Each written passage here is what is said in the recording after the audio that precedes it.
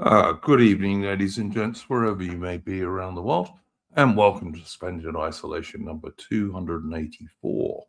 As always, to give people time to join the stream, I am going to start us off with a tune.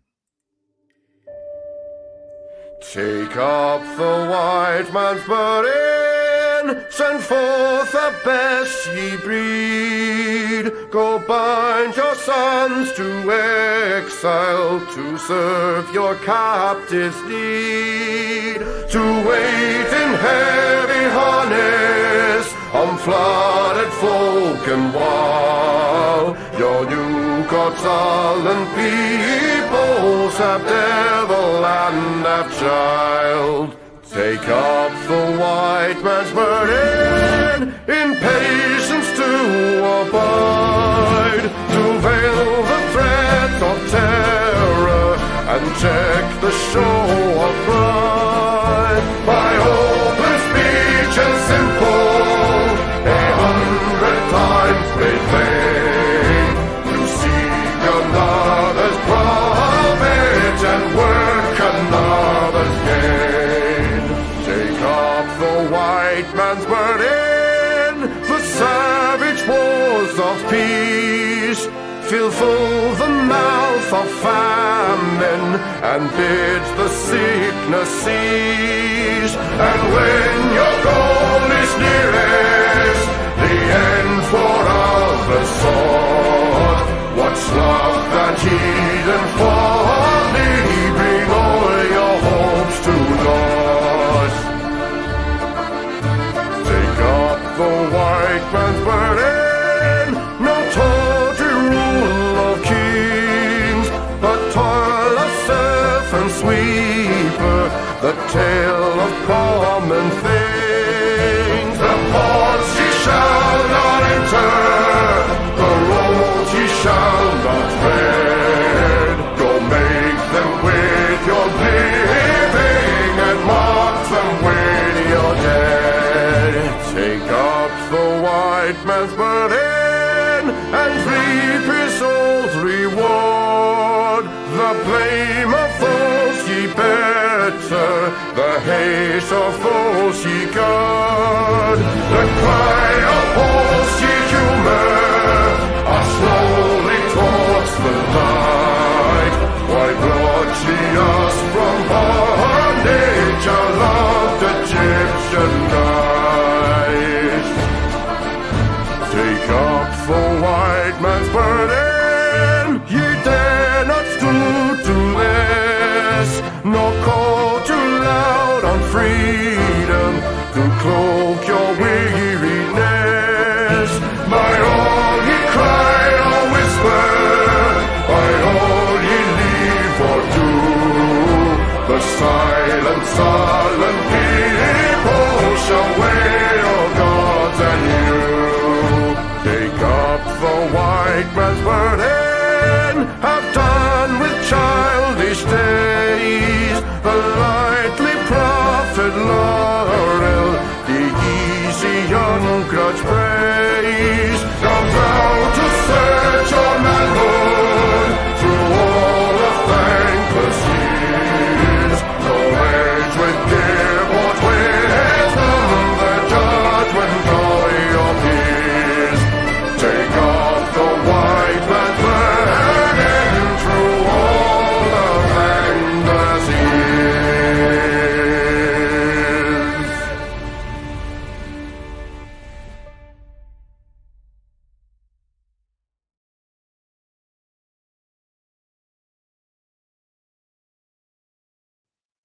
And that was Chris Gard. If you like good music, go and check Mr. Gard out. He's an Australian musician, right of centre politically, and you can find his stuff on YouTube, and it's really good. Okay. First of all, I'll say to people, we're actually live on Kick this evening, as well as on YouTube and on X. People in my Discord have asked me what Kick is. Well, it's a streaming platform, basically. And so we're on there. Merely because I can get on there from StreamYards, and I thought, why not? Increases our reach a little bit. So yeah, we're on 3 platforms at the moment, and you can also find a backlog of back catalogue of all our streams on Odyssey as well. So there you go. I will just say, guys, if you would like to support the channel, please hit the like button. That's that little thumbs up button under the screen. It really does help with the YouTube algorithm. Doesn't cost you anything. Takes a second. And if you would like to back the channel in a more substantive way, you can do so via Subscribestar, which is in the description of this video, and it's also pinned at the bottom of the chat. Can you wear headphones or something, please, Aubrey? You're echoing. I'm echoing? Yeah. It's because you're not wearing headphones. Thank you. But yeah, so yeah, you can support us via Subscribestar, and it costs a whole $5 a month. So there you go. And that's really good value because it gets you, on average, 8 streams. Although I didn't do a history stream this week, which was my fault. I'm going to do one on Wednesday, and it should be an interesting one because it's going to be the almost destruction of the Royal Navy since 1983. And I'm going to be talking about how that came about through successive British governments and their very poor and short-sighted decisions. But anyway, that will be on Wednesday. Does anyone have I think AI is going to be joining us from a message he sent in the Discord. Does anyone have a first topic for this evening? Can we discuss like people like Carl Benjamin sort of talking very nice things about Zia Yusuf and the whole cozying up to reform momentum that I'm seeing? I'm not sure how I feel about it. What do you guys feel about it? Oh God. Yeah, I mean the Zia Yusuf bit I don't really agree with, because I think you should have to be fully British to be in British politics.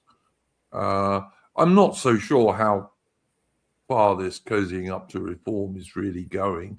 I have seen a few examples of it, I suppose, but not many really, and not really much on the Lotus ears, but you guys may disagree. I mean, I'll give Zia Yusuf one credit. If it wasn't for Zia Yusuf, we wouldn't have the Restore Party. But outside of that credit, yes, that is true. That is true. Like, it doesn't seem like a plan to me, and I don't know why Carl and Dan Tubbs. Well, I feel like Dan Tubbs, because Dan's my favourite Lotus Eater out of all of them. I think I like Dan more than Sargon these days. Yeah, me too. Yeah. I like Dan. I haven't noticed he's been cozying up to reform, no, but he did do that. I mean, like, look, I've always said I'm a Sargonite, and you know, I always watch Carl's content, and I really enjoy his stuff. But I genuinely prefer Dan these days. It's I don't like this cozying up to well, sort of saying nice things about Zia, like, oh, he's the most right wing force within reform. To me, that doesn't say a lot about reform. It's sort of like, because he was the most shady, as far as I'm concerned, he's the reason we have the Restore Party, and not through planned.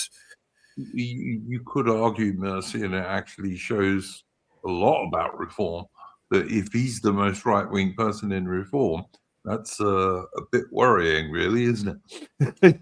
In terms of the reform leadership, of course, not talking about. Well, first, when Rupert offered reform, like the policy position, sort of like, if you do these 3 policies, and we'll stand down because there's no need for us to exist because this is all we want, then fine. But which I thought would have been a good move to show any reform supporter what reform actually are. But I don't think you can get through to these people.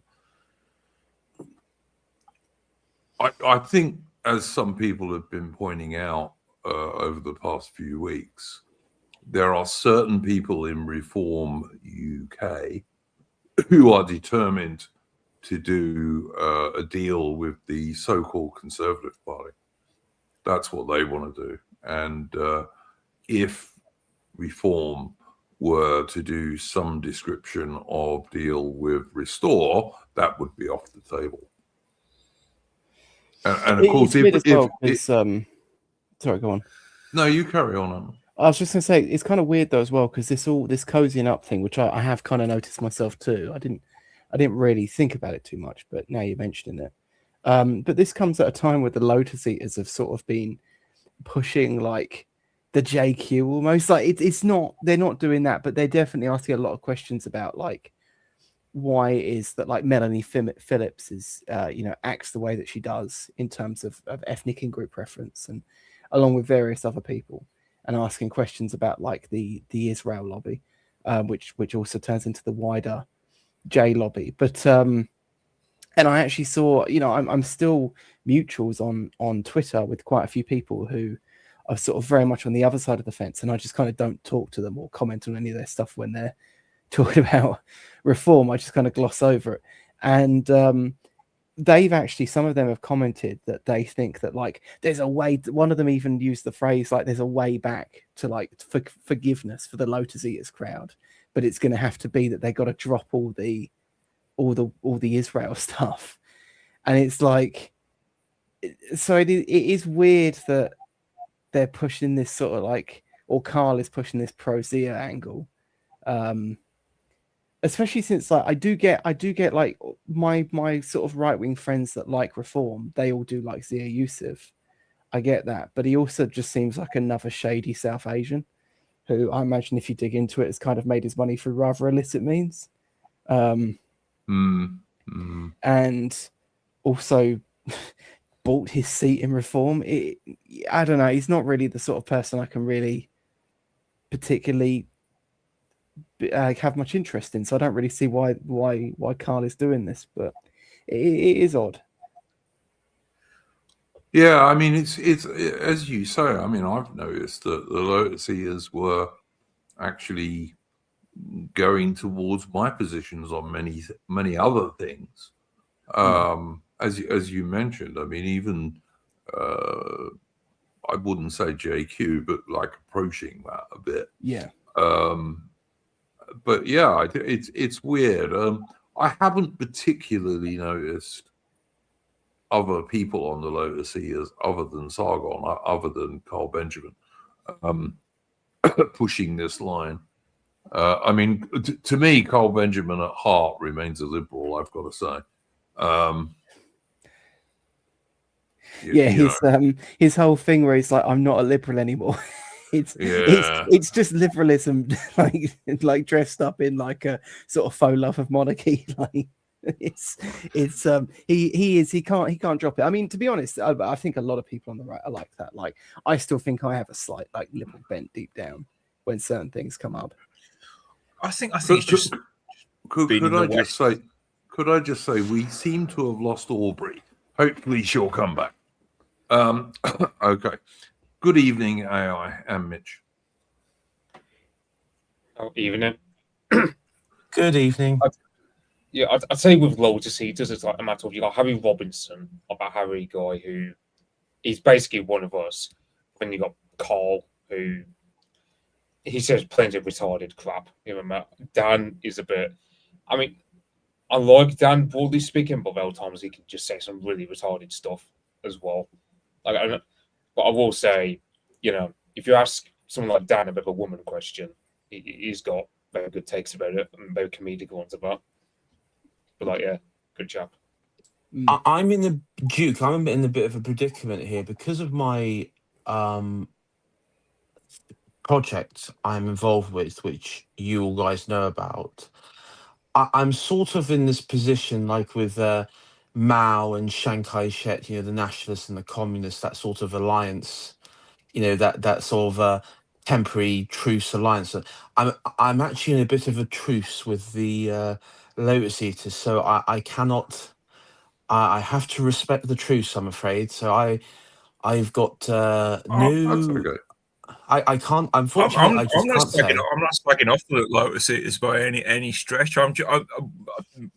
The underlying subject of my topic is, isn't it weird how there's a lot of sort of Zia pushing from certain Restore members, like Carl Benjamin being the, and I really like Carl. I'm the first person to say I'm a Sargonite. You know, I would call myself a Sargonite.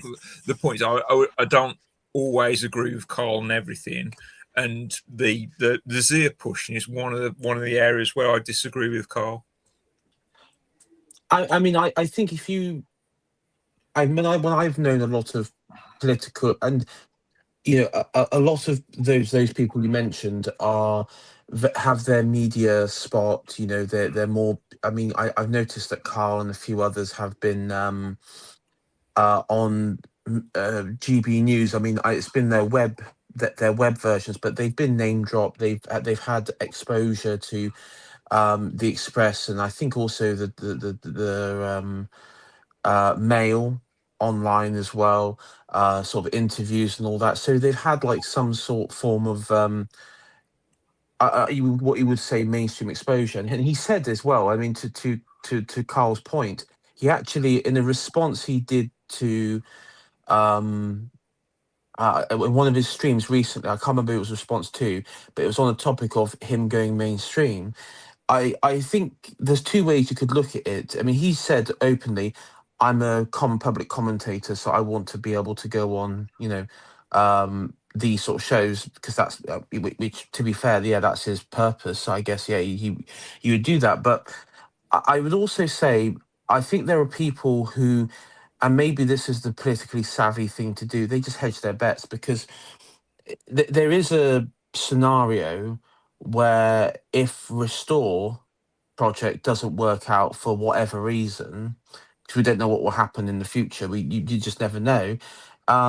Maybe there's a plan to fold into Reform. I don't know, but maybe there's like some hedging bets in the background. I don't know. No, there was I know what you're saying. There was definitely a lot of talk when Rupert Lowe basically put down his requirements for some sort of deal with Reform. There was a lot of talk about that being quite sensible then, and indeed it would be. You know, it would be sensible, providing Reform were willing to accept those minimum requirements. I mean, I agree with Dan. I don't really care if Reform commit to a referendum on the death penalty. That's not my major deal. I'd vote for it if it was put to me, but I'm not going to not vote for someone because they don't support a referendum on the death penalty. I think, you know, ending mass third-world immigration and starting large-scale deportations is much the most important issue, far more so than the death penalty.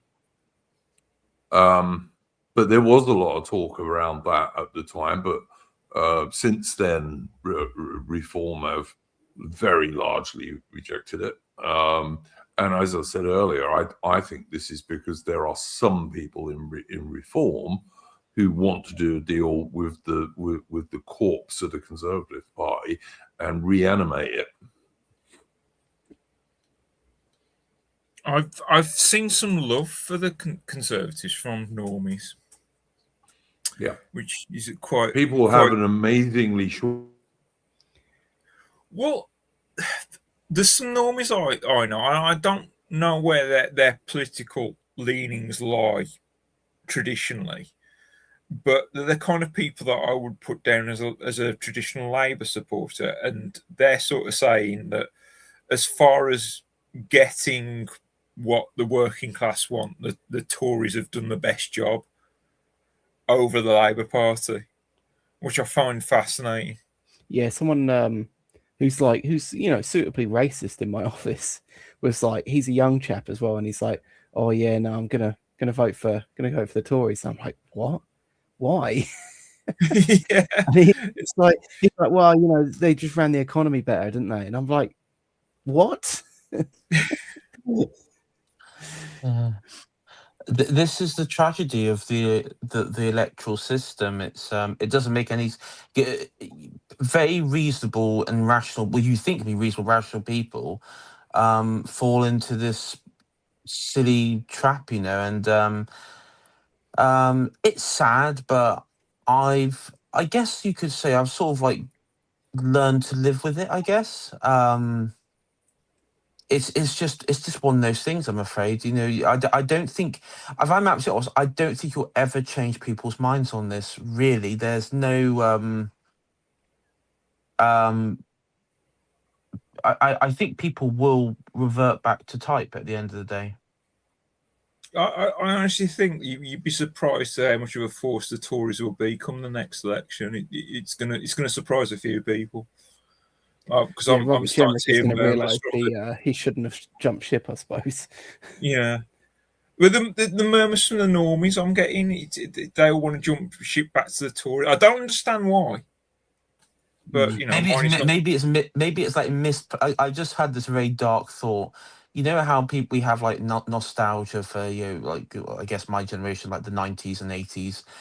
Do you think there'll be people 10 years younger than us? Or myself and maybe you guys will have like Cameron era nostalgia. that's awful thoughts. I saw Zuma born, like I saw someone, I think it was on Twitter, like posting nostalgia with David Cameron, and that person was around my age or slightly younger, and yeah, I think it's already here. I have Blair nostalgia, but it's not for Blair being in Paris. It's just that was the time of my youth, wasn't it? So, actually, I don't know why, but I have a bit of like John Major nostalgia. Oh, you lot can fuck off. Well, I've got to tell you that, like, I don't have Mrs. Thatcher nostalgia, and that was the time of my youth. So no. Do you know that old SS guy that you see those clips going around? Saying it goes like 100%. That guy, the German guy. Do you think like when he was like really really old, like in the early 2000s, he just like, yeah, I've got Hitler nostalgia, like 100%. I've got Hitler nostalgia. I would reckon there's a fair few people like that, but for different reasons. Yeah. I don't know. It seems to me that Reform have kind of rejected the olive branch pretty much, and what which was not a shock. No, it wasn't. But I thought it was good that Rupert offered it because it shows that Rupert is prepared to put his country before his personal stuff. Because he personally doesn't like Farage or Youssef at all, but he was willing to work with them. At the time, I thought that was a decision to take any based, and there's a lot of based reforms supporters. I thought that was a decision to show those sorts of voters what the Reform Party actually is, and if they reject Rupert Lowe's conditions. And those people saw that what the Reform Party were going to reject, that they would lose a lot of voters. I felt that was a deliberate political move. And what do you guys think? Has it just not worked then, or is it just too early for us to tell yet? I just don't think it's worked. Look. Guys, could I say... We've just had a conversation about how normies want to start voting Tories. Guys, could I just say, and I've had examples of this, of people I've talked to on X and other social media and what have you, of Reform supporters, obviously not senior figures in Reform, but basic Reform supporters, who really think there's no difference in the policies between Farage and Rupert Lowe. Because they think Reform will do much more than they actually will. even if they're not in an alliance with the Conservatives. And if they're in an alliance with the Conservatives, they'll do absolutely nothing. From a normie perspective, I can understand that though. It's kind, and I don't mean to say this like just flippantly, Duke. It's kind. If you were to ask a normie, what's the difference between the Bolshevik and the Menshevik? Yeah. You understand my point there. Of course, for us, we understand some important details of why there's difference, but also there is like you have like that Cox fellow who's been brought in, and if I'm absolutely honest, there are parts of the leadership now in Restore or senior postings in Restore who could easily be in Reform. I can't, and some of the the guy that's been implemented, he's even like spoken out against the concept of mass repatriation, which on a mass scale for foreign nationals. But that's a Restore policy. So Well, that's my what's he doing in Restore? Yeah, and that's something Horace has been sort of saying all this. I've seen Horace on social media been saying who appointed him, because Horace is like saying if it's Rupert appointing him, then obviously we got a problem. If Rupert's not in control of the party, then Restore is doomed. Or is there an attempt in the party takeover? And there's also the other side of it that's come up is Woodpit mentioned that a lot of, and I don't know about normies, but a lot of Reform supporters believe that Restore was a Tory op. Yes.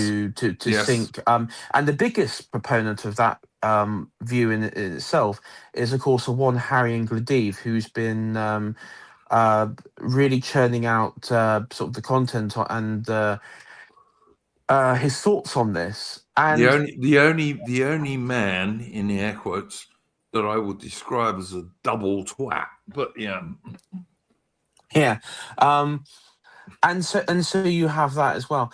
And I mean, I do know before Restore was even created as a party, when it was still, I think it had just been created as a movement, there was, and I heard this sort of by a few people behind the scenes, that there was a thought of Rupert joining the Tory party remember back a few years after he was booted out Reform, when the Tory party was at its lowest, where it had been largely abandoned, as a means to take over, as like a Corbyn-esque takeover. Now, of course, none of that happened, and he went on to continue with the Restore project as a political movement, and then announcing a political party a year and a bit later. But that's where that sort of theory comes from, that it was a Tory op. To be honest, I don't think it was orchestrated by Michael Gove or Kemi Badenoch or any Tory grandee at all. I would say though, it was easily predictable that Rupert at the time would quit, would be booted out of Reform. And I remember on this show, I predicted it before it happened when John was on here, and he was saying, no, AI, that's ridiculous. That's ridiculous. You don't even know that's going to happen. And of course, no, because it's ego. I mean, everyone has ego in politics. Rupert has it. I'm sure everyone has it. But the trouble with Farage is he is not a leader, and he allows his ego to run away. And he ends up, fracturing his own political movements. He follows along with what is popular. I mean, Reform have moved a little bit to the right over the last 6 or 8 months, but that's purely been in response to Restore Britain. I mean, it wasn't always that way, though. Reform, I mean, like, Farage gained his popularity by actually tapping into a strong vein and sort of like riding that along, and actually in a lot of times staying just far enough out in front that he could be considered a bit of a trendsetter. But it's been the case for at least, Yeah, I like don't know, a year or so generally now. speaking, that sort of energy does wither. Like no one can do that forever. And I think he's always been quite defensive and quite cautious in politics, and I get that because I'm that way as well. He's also And, very scared of the press. I mean, I think yeah. it would be Well, fair yeah, to say. like if you think back to, I forget which election it was. Was it? I can't remember which election it was, but you know, he'd like walk out of his office like when the first couple of districts had come in, the first couple of constituencies had come in, and he would just be like, "Oh, that's Yeah. it, it's over. Yeah, sorry guys, here's our defeat speech." You know, I was actually at account just as not for any like I think I was volunteering for Ipsos Mori poll at the time, and I was at account as the results were coming in. I was waiting for the results for during the EU referendum night back in 2016, so over 10 years ago now. And as I was listening in, one of the UKIP observers there had said, "Oh, I think we've lost." And I didn't realize at the time, but apparently Farage went on television and basically made this announcement, literally as the polls closed just after 10, saying, "Oh, yeah," just saying to his crowd, we've probably just fallen short, and then so congratulating everyone, and that was it. And I remember saying to him, I said, "Well, hold on, none of the votes have been counted yet. And we don't have any previous information to go off, any previous election results to go off to even quantify this." I knew turnout. The thing though is, and the turnout was very, very high. It was higher than any election beforehand, which I knew about. So I was like, well, that's a ridiculous thing to say. And he had, yeah, you're right, Asmi. He has this habit of doing this and makes himself look like a complete arse. Mm. Well, most notably, he did that during the Brexit vote. He was ready. Well, to he concede. also Mercy, and he also resigned immediately afterwards instead of putting the pressure on the government, which I hoped he was going to do, to actually do a real Brexit. He resigned, gave it to some useless asshole who is now in reform. And of course, the government never did Brexit properly at all. We got fat Alexander Boris Johnson saying, "Let's get Brexit done," which meant let's not really do it, you know. I don't think he ever really wanted to do. I don't think Farage actually believes in leaving the. I don't think he ever really wanted to leave the EU because he wanted to lose that night. That's how on the night when I was listening to what the UKIP guy was saying, I actually came to the conclusion that he didn't want to win. He was in a more comfortable position of to lose, but have like the like when the SNP lost the referendum in Scotland, you garner enough of a support base that yeah, he would lose, but if he got 48% of the vote, he would actually be able to use that to win, garner enough support on the national elections and going forward. I don't think he ever really wanted to win the EU referendum. Yeah, you might be right about that. I always thought it was the strangest thing that he resigned immediately afterwards. Well, he did, when he did that twice, was his chance to really put pressure on the government. Yeah, he didn't. Twice, he set up the Brexit Party, which then became Reform, but he initially was a Brexit Party, and then he left that as well. Yep. He's got a habit of doing these things. I mean, I've heard several people saying that it's entirely possible he might step aside from the reform leadership before the next general election. And I think that is certainly possible.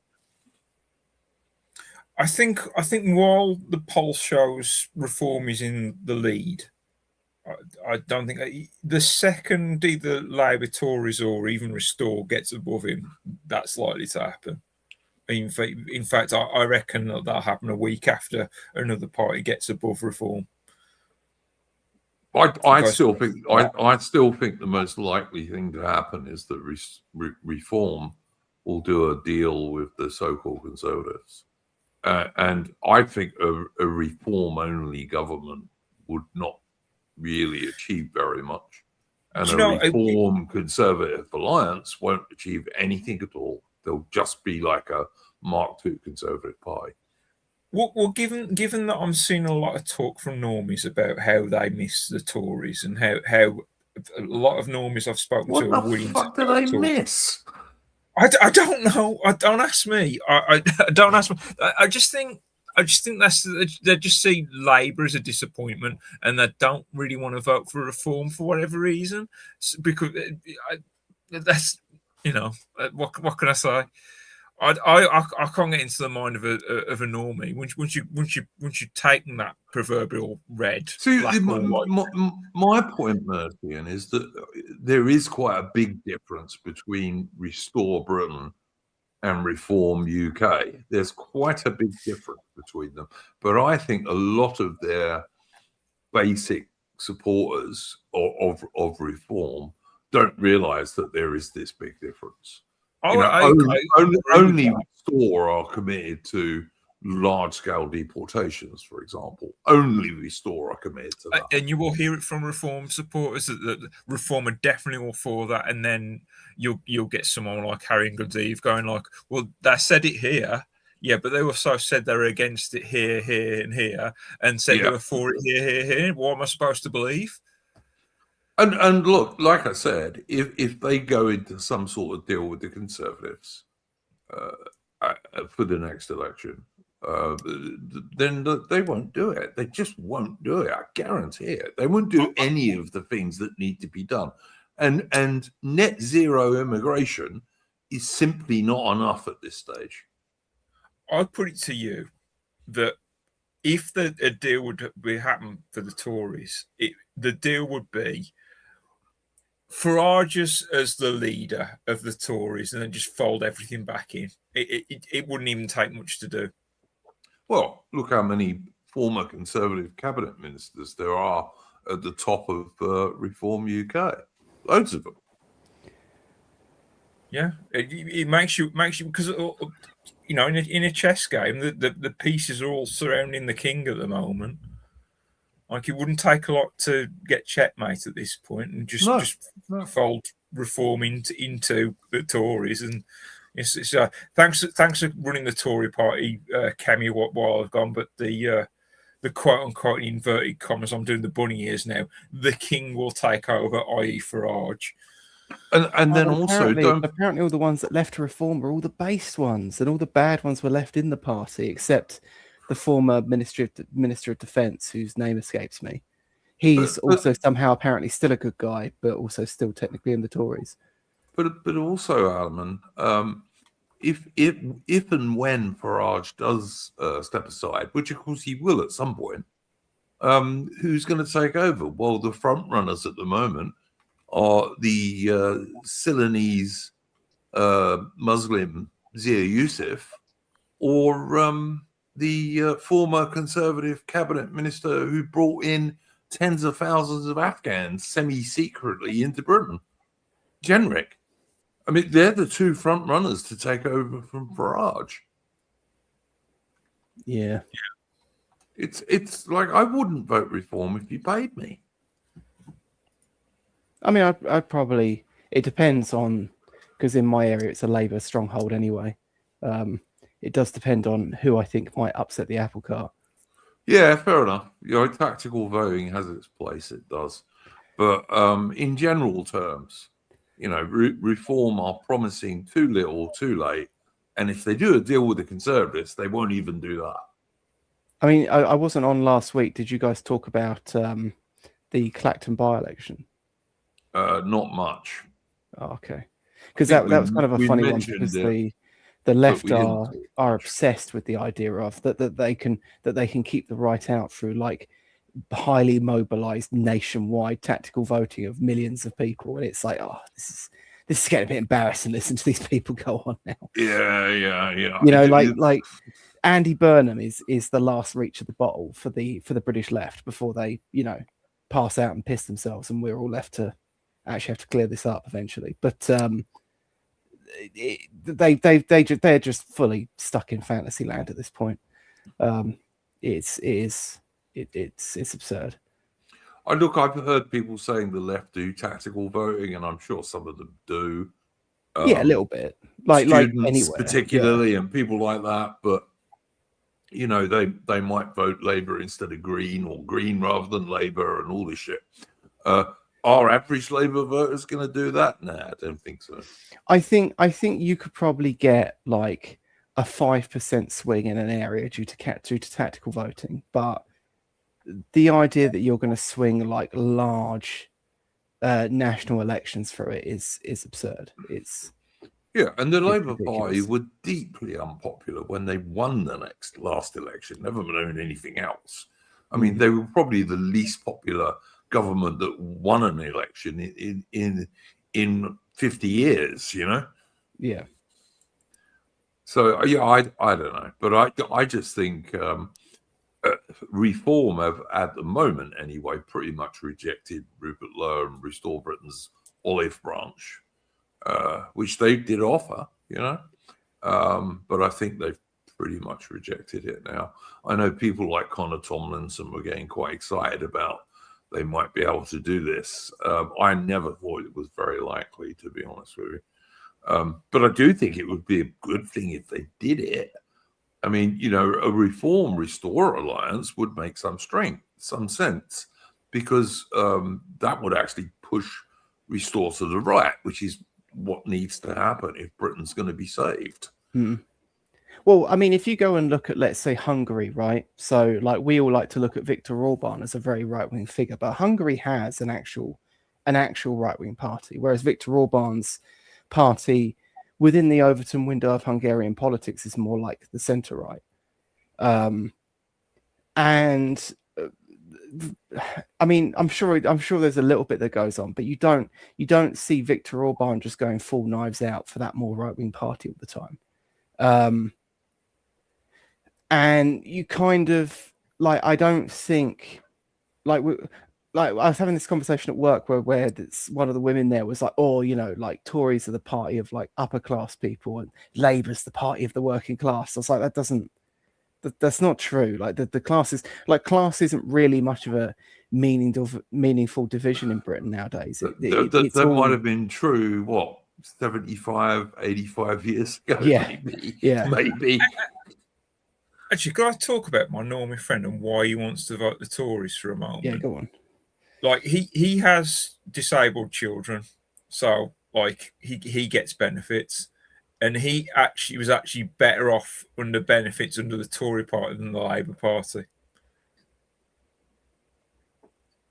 I could believe that. So I think that's the angle that people like that are thinking. So I mean, as I was saying before we went live, Andy Burnham is still determined to give £13 billion away in British overseas aid, even though Britain is skint, basically. Yeah, but that's almost the thing, isn't it? Like the Tories have almost become like the party of welfare Britain, whereas Labour, who were the party of welfare Britain, have actually just become the party of race communism. You know, it's well, I say that, I mean, the Tories did tons of fucking race communism too, but they're just they're not quite as hardline on that. It's not like almost like a direct policy like it was under Labour. It's more of a problem of like a runaway civil service that Labour MPs want to impress and suck up to. Let me rephrase what you said. Labour are third world, you know, give money away people, and the Tories are give money away to everybody, including white people. So all the white people that want to get their share, they're better off with Tories. Yeah, but it's like, but it's like, you know, and I remember I brought up some data, and it was from like 2017. I like showed it to some people, and it was showing that like the class division, it's just broadly like, you know, it's the same delineation of people from each socioeconomic background voting for each party. But the data was from 2017, And immediately one of them's like, "Well, that's old. You've got to look at the new stuff." I'm like, "There's literally no fucking point bringing up a graph of the new stuff now, because we're in this point of like where the parties are shifting and everything's very unsettled. Like any data you'd look at that like now would just be an insane graph of nothing. You know, you wouldn't be able to make head nor tail of it. It's also possible, probably more than possible actually, that the nonsense that's going on in Iran and to some degree with Ukraine, but in Iran mainly, could lead into a world recession actually. Very possible. This hasn't hit people yet because there's a delay in, tanker ships that got through the Gulf before the war. Some of those ships are only just turning up in American and European ports. But that's going to stop now. And if the oil prices go through the roof, and they probably will, you could easily get a world recession, at least on a par with 2008. Well, two things. I've learned recently that oil prices aren't all that high at the moment. Not oil by the barrel. So whoever's taking they are, but only in terms of futures, Mercian. The current price, you're right, is not so bad. But if you look at the future price, it's going to be closer to $200 rather than $100. I think my point is that they're not dropping the prices to reflect that either. So who's getting the money? I was watching some dude who's an energy specialist today on a video, on a stream, and he was pointing out that Singapore, for example, which does not have big oil strategic stocks, most countries have some amount of strategic stocks for an emergency. Singapore didn't have very much because it's a city state basically, and they are now paying $200 a barrel.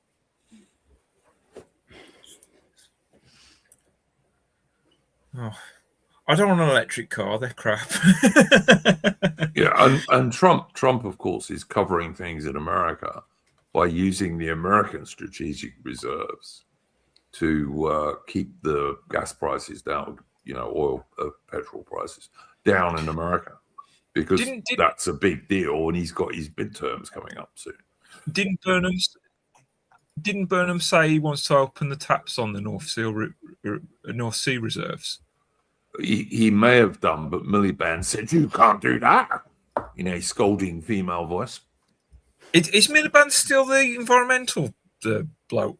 He's still in the cabinet. Yeah, he's foreign secretary now, which was an interesting place to put him, I think, because it used to be the case years ago that foreign secretaries often gained a lot of power because they're spending a lot of time around foreign dignitaries, and but Britain obviously has a lot less pull abroad now than it used to. So foreign secretary now just seems like somewhere you put someone to make them feel important, but also get them out of the way. Yeah, it used to be the government went prime minister, treasurer, home secretary, foreign secretary. But as Aman correctly says, because Britain has almost no power anymore, foreign secretary is a much reduced position these days. There is actually, I haven't got it to hand, but there's a banging article from back in the day talking about Ed Miliband and Burnham, where Ed Miliband was first planning his coup against David, his brother, and he's looking around to try and form like a team, and one of them's like briefly says like, "What about Burnham?" And he's like, "No, he's shit at maths."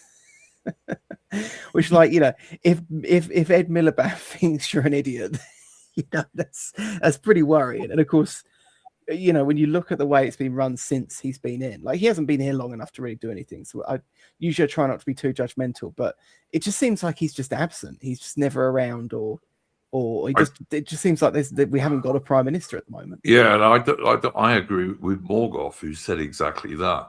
That now the Labour Party has this dude in charge. It's like there is no leader. Yeah. Yeah, it's bad. So he's just this guy who's northern and sort of like he might have gone to the hacienda back in the day and listens to New Order and Joy Division, Oasis. It's sort of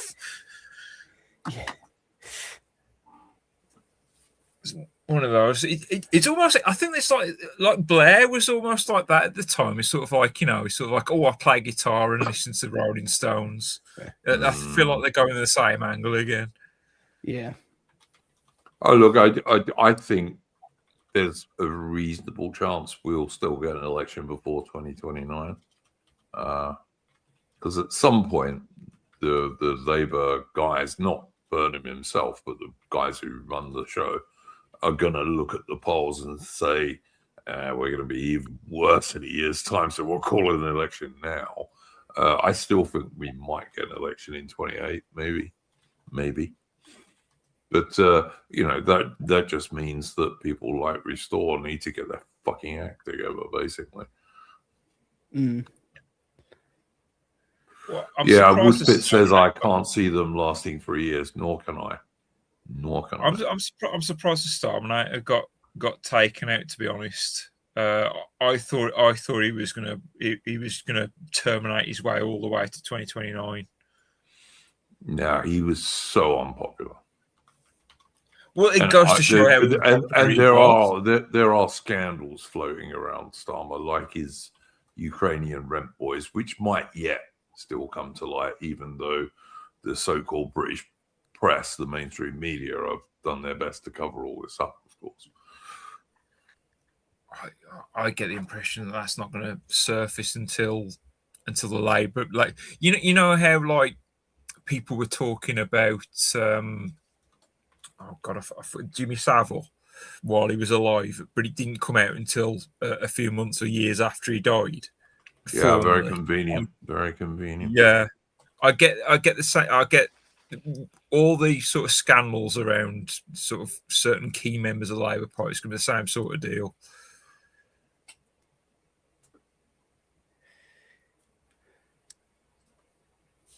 I don't know. The thing that strikes me about reform is when the party is spending most of its time slagging off Restore Britain rather than the Labour Party, who are actually in power.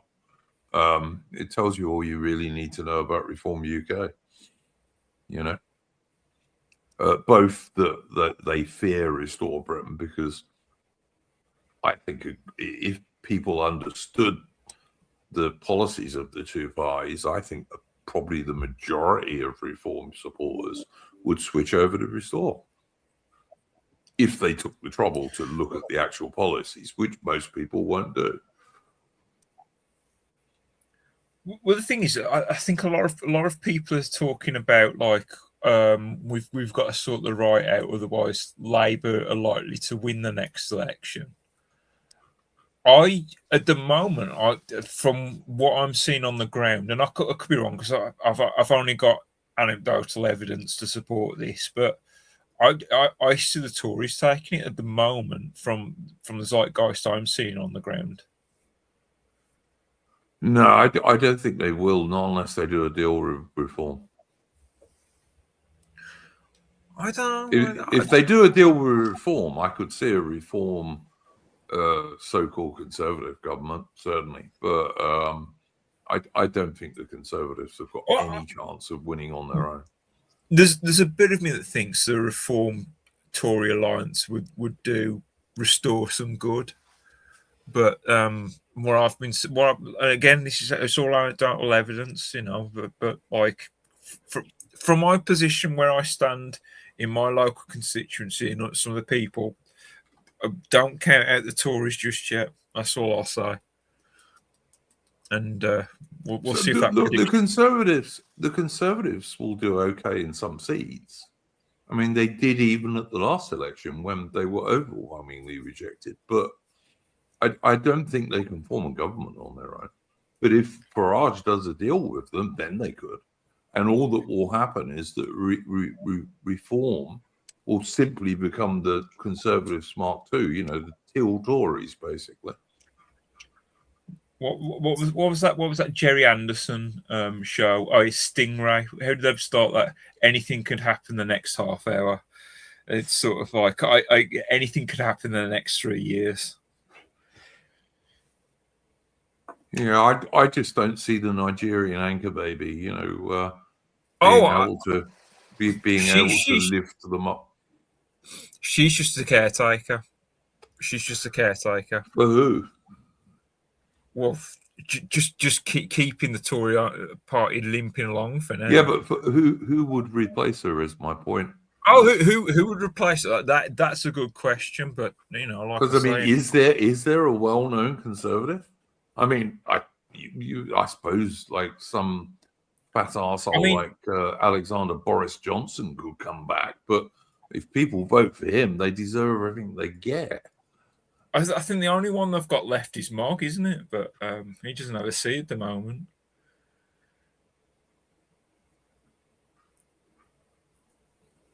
I mean, what would the normies think about a Mogg take? Mogg has been pushing for a Conservative Reform Alliance for months now on his YouTube channel.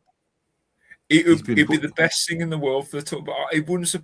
Like I said earlier, it wouldn't surprise me if they just fold reform into the Tories, put Farage as the head, which would be a waste of time because we know he'll fly if they lose an election with Farage at the helm, he'll just fly anyway. So yep, and then you'll end up with Zia Youssef or the former Conservative cabinet minister. So whatever, really. I mean, I just don't see the point of reform at the moment if they're not going to do the policies required to save Britain. And like I said, net zero immigration is no good because even leaving aside the issue of mass deportations, which are essential actually, net zero immigration is no good because so many British people are leaving. Like, I mean, real Anglo-Celtic white British people. So many are leaving. So you're still going to be replacing proportions of the population, even with net zero. And even if you completely stopped all further mass immigration now, and I'm talking about legal as well as illegal, because the small boats, as much publicity as they get, are actually a small part of this. It's the legal immigration that is the real issue.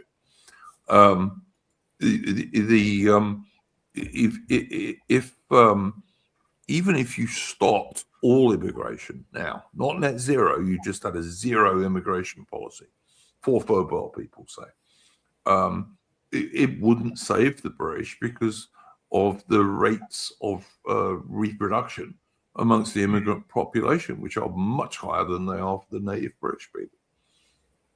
Well, I think the thing, mate, that's why the reform supporters are like, they like the idea of this net zero immigration. That's good enough. And but all that's going to do is slow down the date that the Brits it'd be like 27 something rather than 2060. It'll make like less than 10 years difference to when British people are a minority in their one and only homeland. But as reform have shown time and time, they don't care about this sort of thing. As long as Richard Price will be long dead and gone. He doesn't care. Yeah, as long as they queue and act British and sing the national anthem, what is it to them? Well, they won't even do that. But I mean, yeah, okay. But I mean, that's got nothing to do with being British anyway. But British is about ancestry. Well, depends who you ask, doesn't it? You know what I mean? I agree with you. You should be, ancestry all the way. That's I mean, I've lived in Australia for 25 years. I'm not an Australian. If I live here for 50 years, which is not going to happen because I'll be dead. But if I did, I still wouldn't be an Australian. If I had an Australian passport, that would not make me an Australian. I'm an Englishman. And the same goes for any other country. You move to Japan, spend your whole life there, be born there to 2 English parents. You're still not Japanese. Yeah, I agree. I mean, this is like primary school crap. What every country in the world agrees with that, apart from Western countries, for whatever bloody reason. Yeah, it's just nonsense. I mean, and it's like you'll get Jewish people turn around and say, "Oh no, Israel is the home of the Jewish people. They're an ethnic country and all the rest of it." But the Jewish people can live all over the bloody place, and they do. But apparently, that's not what no other country is allowed to have that except Israel, which is just bullshit, That's a separate question. Well, it's related. Put it that way. It's related for some of the people who have been pushing this multicultural nonsense and mass verbal immigration. Well, this is how they pull the wool over people's eyes. They pretend they get angry. This is like the crux of why they, say we defeated the BNP.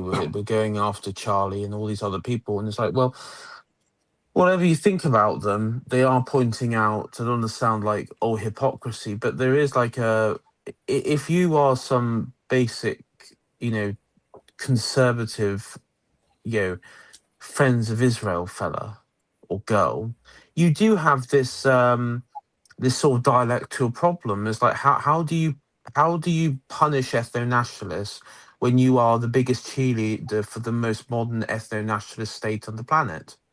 And probably one of the most vicious ones out there as well. It's hypocrisy. It's just hypocrisy. Bartholomew Musgrave in the chat says mass deportations will only work if someone is willing to deport children and babies. Well, I'm perfectly willing to do that, Bartholomew Musgrave. Every single one of them. No exceptions. I won't hurt them. I would never hurt them, but I'll stick them on an airplane or a ship and send them home. I don't think the public's quite ready for that, but you'd have to neuter the press. Sorry, I mean, you have to say again. I was talked all over you. Oh, sorry. I was just going to say that I don't think the public's quite ready for that, but you'd have to maybe neuter the press or some other such things. And what I was saying, more of the public are than used to be. Put it that way. Yeah. I was going to say mass deportations will only work if you're stuck with the bloody men, let alone the women and children. Yeah. I mean, look at all illegals. No one's going to argue about that, right? All of these illegal economic migrants. Well, all right. No one on the right's going to argue about that. No, look at Trump trying to clear out. Was it Minneapolis? After the Somalian fraud thing, like that was at the peak of. I don't know if they helped manufacture that, but that was at the peak of like people's sort of fatigue for certain types of migrants. And he was mainly just going after the criminals and the illegals, and they couldn't even do that without like a huge backlash on their hands, which they ended up having to slightly walk back. I don't know what the situation's like since then. But there were people on the right criticizing that. There were even people on the right here in Britain that were going, well, he should just focus on the illegals and the criminals first, as if that wasn't exactly what they were doing. Well, when you say people on the right, do you mean conservatives? No, I do mean people on the right. I mean like right-wing pundits, people on X, stuff like that. Oh, crazy.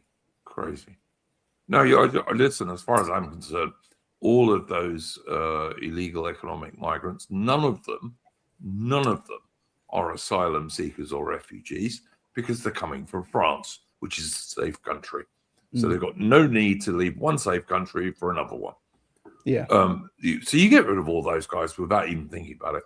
All of the foreign criminals, you commit serious crime and you don't have a British passport, home you go.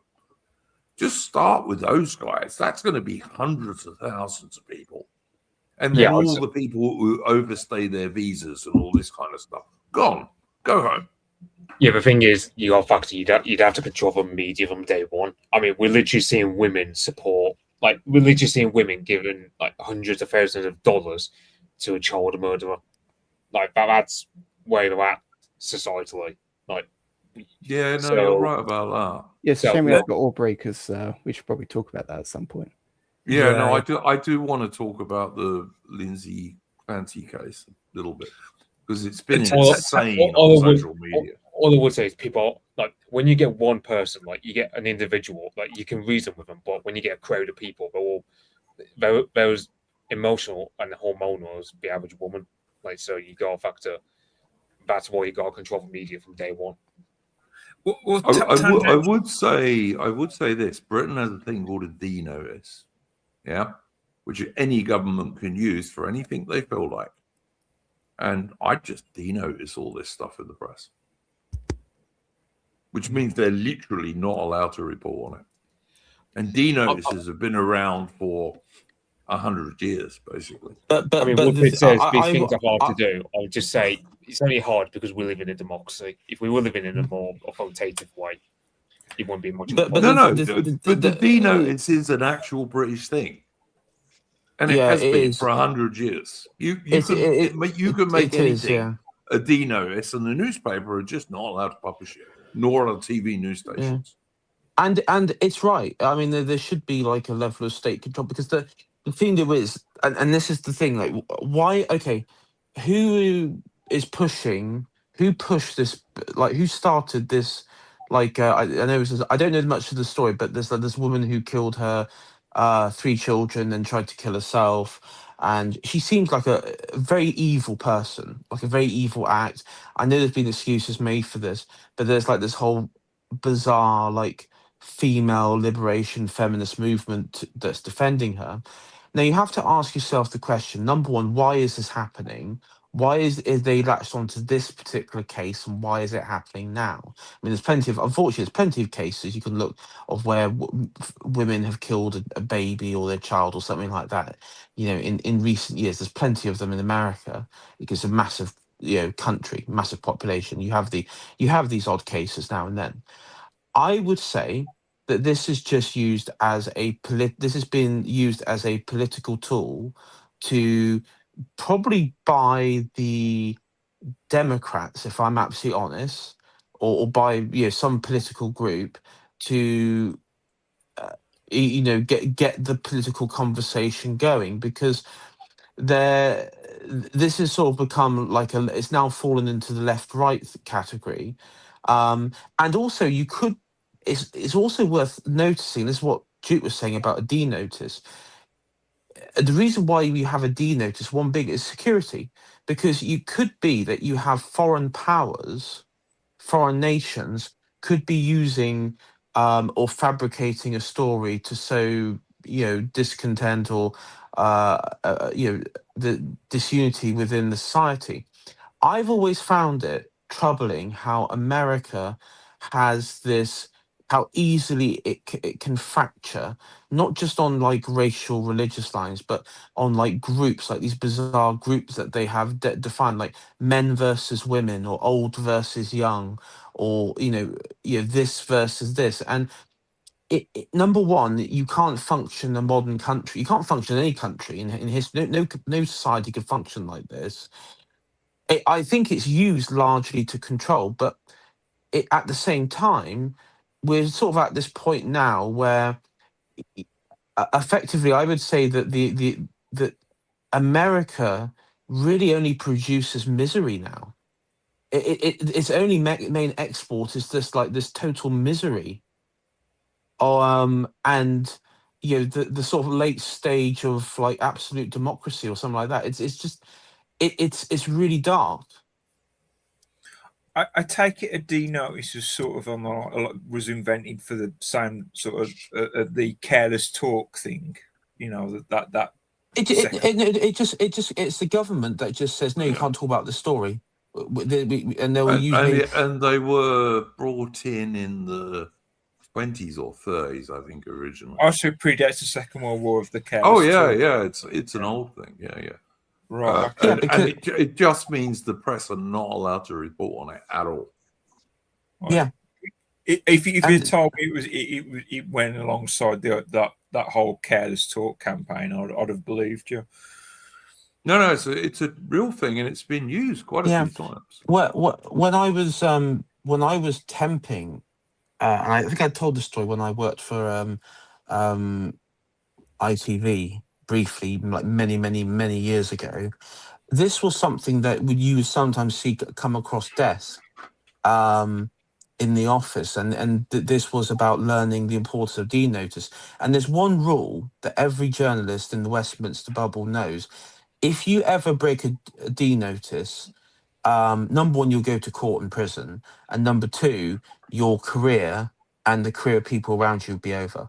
It's one of those things you just never break, and it is really drilled into you. You never break a D notice. Would that have come perilously close to traitor laws as well? Back when we had those. I guess depending on, I guess it could be, yeah. I guess it could be. I mean, it's kind of like this. I mean, I know journalists don't have like an honor code or anything like that, but it is the closest. It's the closest thing to this. Like or like think like the mafia, and they have like the like a murder. Like you never talk about our thing. It's basically on that level. You will be if a journalist was to break it, they would just be treated as effectively dead by friends and colleagues. It's something you just don't break. Yeah, I mean, they've used it for things like royal family scandals and all sorts of things. Yeah. And it just means no news outlet, be it print or media, can report on something. The most controversial one the one that I saw in my one was when the killer of Jamie Bulger, that Venables guy, because he had this habit of telling people his because he was given like new identity, and he'd have this habit as he was growing up was telling people who he was. And there was one instance where an American news outlet, like a topical media outlet, actually had a photo of him. Now it's illegal even to this day, and now we cannot even share on this screen now, being in the UK, a photo of him as he is today. Adult Venables. And what had happened, a D notice was put in place on reporting on this particular story in its wider detail of the content of the story, which even today we can't talk about, just that it revolves around him. So, but then if you were to go to the Irish Republic or to mainland Europe or even to the United States, that story was all available. Yeah, If anyone was interested in it, and the vast majority of normies won't pick up on it and won't care. So no. Well, the other side of that is I guarantee you that this has been used for nefarious purposes against political rivals, i.e., us. The only way you can get someone in the chat pointed out that when the guy who's now in Reform UK, the former Conservative cabinet minister, when he got all these Afghans semi-secretly into Britain, apparently some of that was done under a D notice, so it couldn't be reported. The only way you can break a D notice, in theory, if you got an MP to invoke parliamentary privilege, and then the media could report on it because they're reporting what an MP said in Parliament. That is one way you could break it, where they couldn't be held in contempt of court or anything like that. Wow, they must not like Rupert Lowe being in Parliament then. Yeah, Davey 1602 is right. Robert Jenrick is the bloke I'm talking about.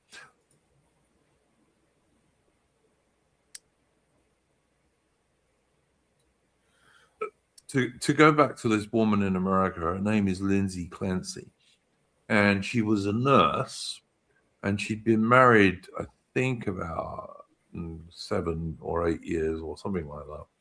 She had a 5-year-old, a 3-year-old, and an 8-month-old baby. And she claimed she had postpartum depression, post-birth depression. She went to a load of mental health people, but mostly online. So she was just talking to these psychiatrists and psychologists and what have you on a computer screen for a 20-minute interview, and they prescribed her about 13 different psychiatric drugs. So she had a big cocktail of drugs in her system, and she claims a male voice, and of course it had to be a male voice, told her to kill her children and then kill herself. So she strangled them with exercise bands, one after the other. This is their mother, a 5-year-old, a 3-year-old, and an 8-month-old baby. She cut her wrist, slit her throat, and then dove out the second-story window and broke her neck. She's paralyzed from the waist down now. And she is trying to get she's admitted she did the murders, but she's trying to get insanity plea. An insanity plea, yeah. So she wasn't. Well, she sounds schizophrenic to me. Well, yeah. Look, I hope she was. I mean, the idea that a woman would do this, like, not be insane, I would not hope. But what people are talking about, the worst part, yeah, there are hundreds of women standing outside the courthouse. This is in Massachusetts, near Boston. There's hundreds of women standing outside the courthouse in pink, standing in solidarity with her and cheering her van as it goes to court. And there are scores of women on TikTok and all these other shit platforms who are using their own babies and saying, I could be Lindsay Clancy. And if I was married to one of these fucking women, I'm not sure I'd leave my child in her care on their own. Yeah. And they say hysteria isn't a real thing. Yeah. We need mental. And they're using their own babies for this. And the one thing I would have been sure about that women would not support would have been child murderers, especially like toddlers and babies, for God's sake. I mean, you can imagine how terrified those poor bloody children must have been. Yeah. And it's not like shooting somebody, you don't go bang and they're dead if you're a reasonable shot. Oh, they would have suffered. They would have suffered in panic, in shit, like their own mother. Yes. The person in the world that's supposed to protect them from everything. Yeah, the one person you think you can trust. I mean, the reason I started watching is like my mother pissed off when I was 6. Well, actually, when I was 4, and I haven't seen her since I was 6. And so I'm always interested in the tiny, tiny number of mothers that are even worse than my own. So, but yeah, this woman is getting enormous amounts of support from women, so much so that you can go on to female lawyers' live streams covering this case, and if you say anything mildly against her, you'll get banned. And I'm not joking either.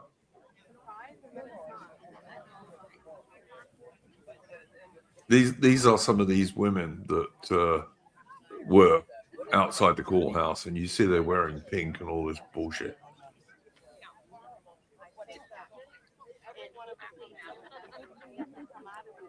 And when she arrives, if it's on this bit of film, they all cheer her. This is a woman who killed her 3 little babies. It's insane.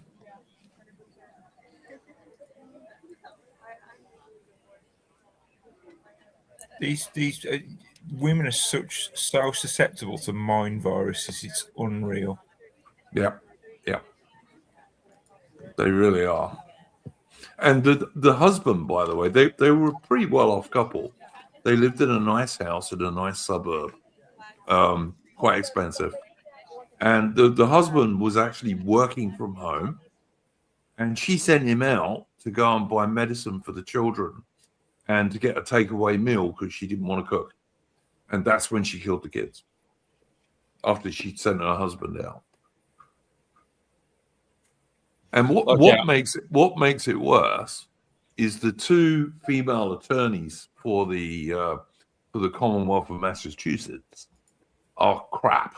They're really useless and most unattractive. The defense or the prosecution? No, the prosecution. They're really crap. They're two very fat, ugly women, and they're not very good at their job. Leaving aside the fat and ugly bit.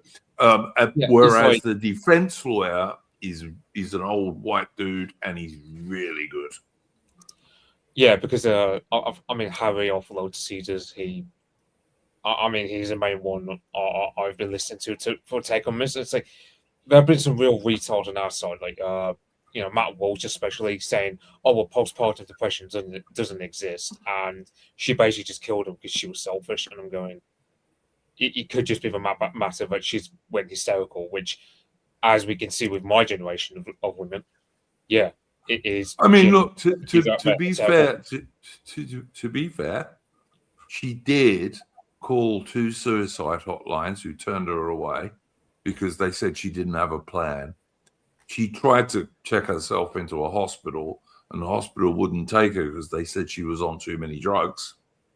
So, she did try and get help, if you're going to be fair about that. And I mean, yes, I agree with you, Mitch. Postpartum depression is a real thing. I was married, I had a kid, and yeah, my wife got that a bit. Not to the extent I ever thought she was going to harm him, mind you. But it's the mass hysteria of women together. This fucking mind group thing. But this is kind of like the problem with the American society, though, that you have like this highly medicated society on drugs. You have this highly hypersocial society with multiple realities, both projecting different political sides, but also this sort of hyper reality of TikTok, which I think should be banned. I think TikTok is actually a very dangerous outlet, which has particularly nasty consequences. But you've also have this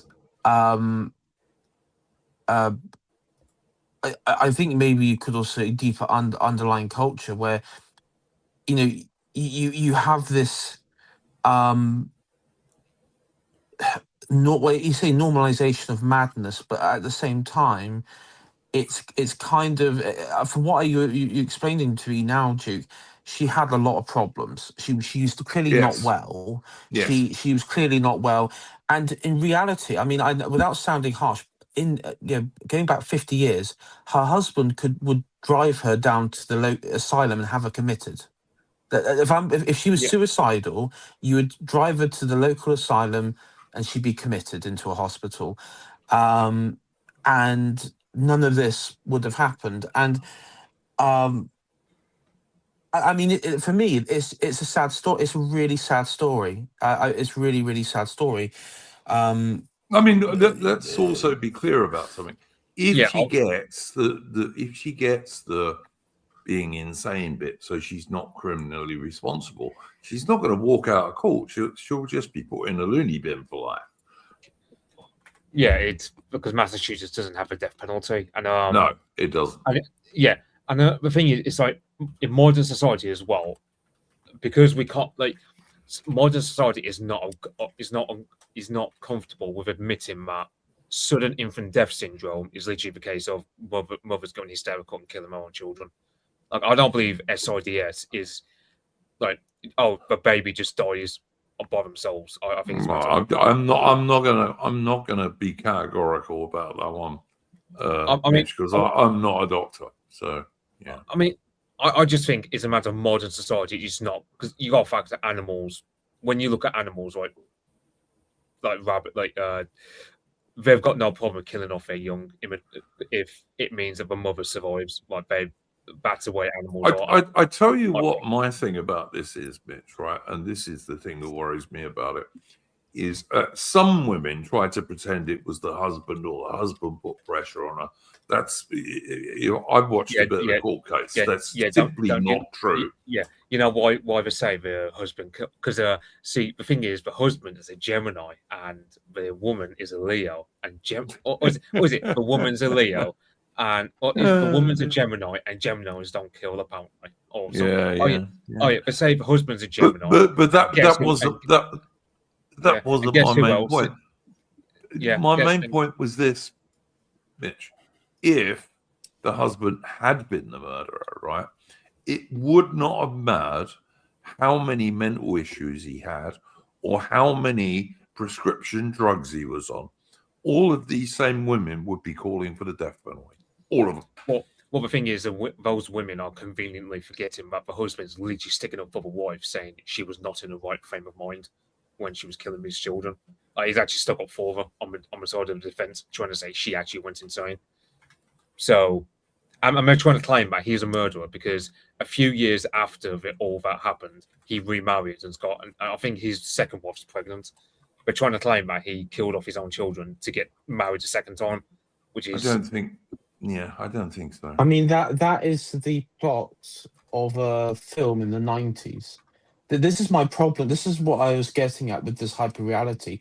Is effectively you got an entire society of people whose only point of reference for things that happen in real life is films and movies. I mean, a lot of these women have probably been caught up in this bizarre conspiracy. Same with that stupid black woman, Candace Owens. Candace Owens, yeah.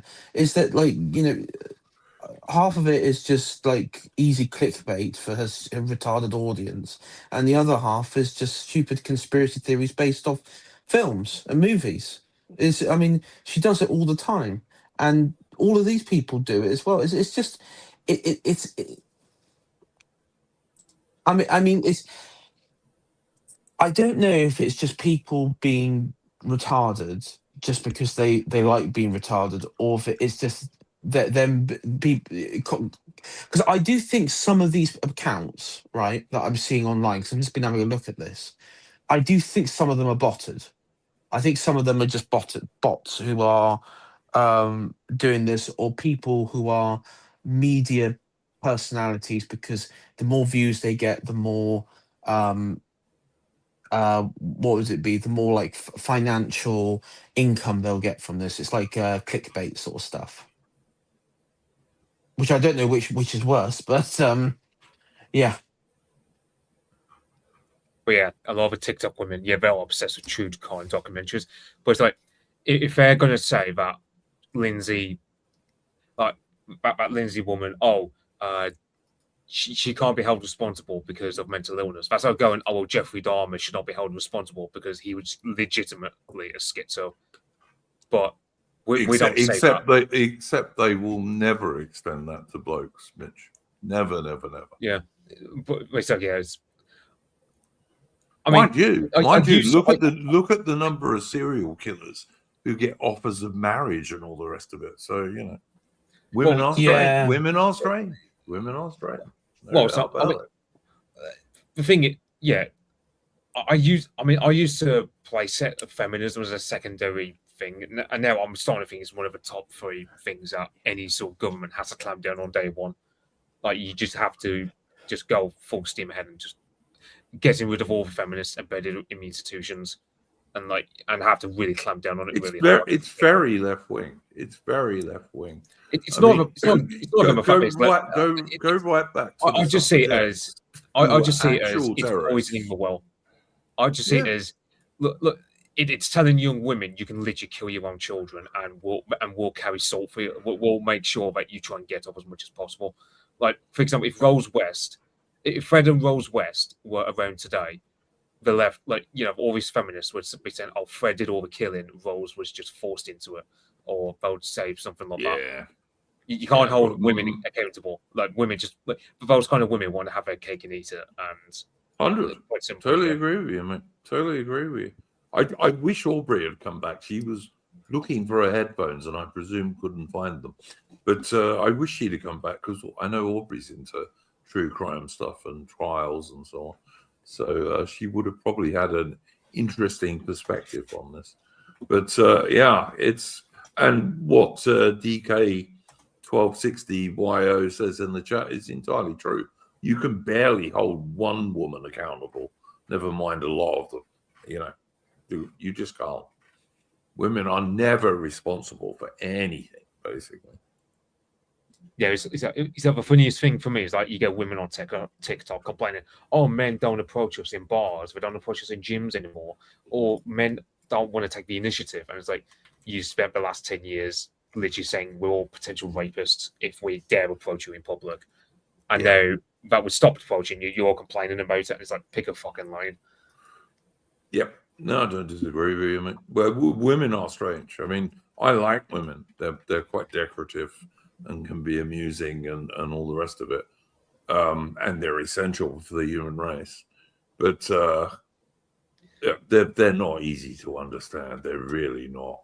Even the good ones are somewhat convoluted, you know. This is the problem with mortality. This is why in like the Greco-Roman pantheon, we're cursed. Humanity is cursed. All things which are beautiful and everything have like this sinister undertone side. You know? We're all cursed. It's grim. Life is grim. Well, look at even the serpent in the Bible. AI, even, you know. So I first Lilith, then then Eve, and so. But yeah, no, it's very strange, and it's quite revealing about women's group psychology, which is a pretty scary thing, because women want to be agreeable to each other, and they will all fall into line on anything that they think is popular, you know. Yeah, I will say one thing about TikTok is, in a way, women are kind of honest by being dishonest, in a sense. Like, they've got a special knack for that. Like, they're very honest by being very dishonest. Like, for example, like, you know, for example, you'll get women who'll say they would prefer if men actually cried in front of them. I'm going, I've never known a woman to like a man who cries in front of them. They hate it, Mitch. Trust me. Yeah, it's like, for example, like, anecdotally, right? My old man was crying his heart out because the dog died, and my mother lost respect for him after she saw him crying. Even though it's very understandable, it's just a matter of women just don't like seeing its weaknesses. And then, but then, so yeah, women, I would say, in terms of the ones you find on TikTok, and they're usually the most unhinged, but they've got a very great knack of being honest by being dishonest, if that makes sense. Yeah, no, I get what you're saying. Good evening, Rud331104 in the chat. Did we have another topic? Because we only really looked at two things this evening. Did we have another topic?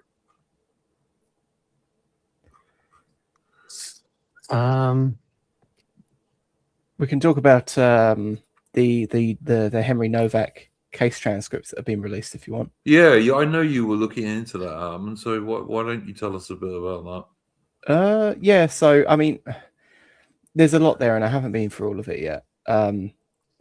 There are some quite interesting parts of it. It's all quite tragic as well to go through. It's pretty bad in places.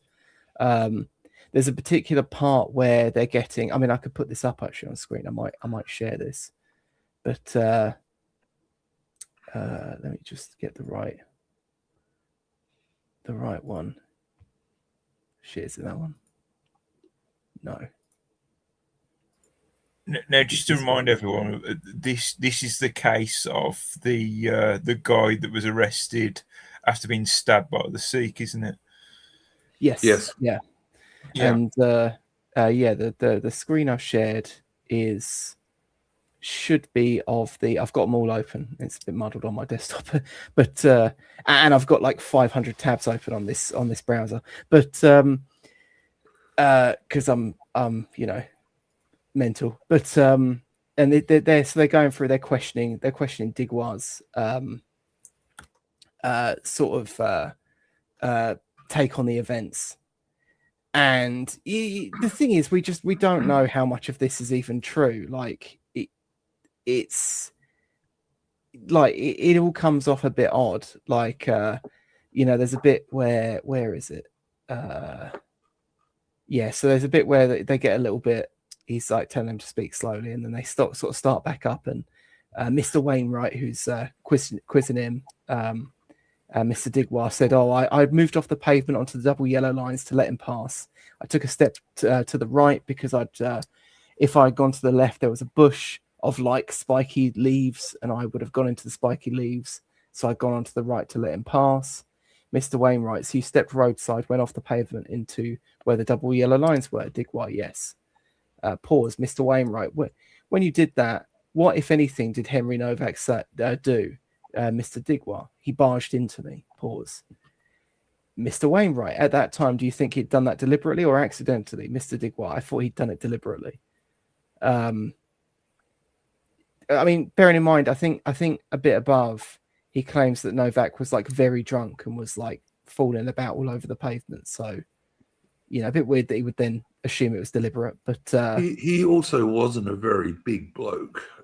No, from what I saw of him, like he wasn't like he was some 6'3" hulking like guy. He was a young lad and fairly slight from what I saw of him.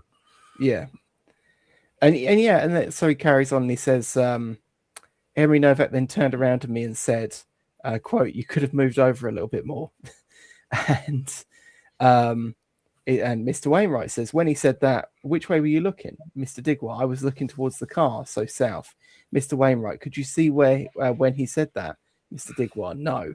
Mr. Wainwright, "How are you able to say he turned around?" Mr. Digwar, "Because then after I'd turned around and he was facing me." And it's just, it's all very weird.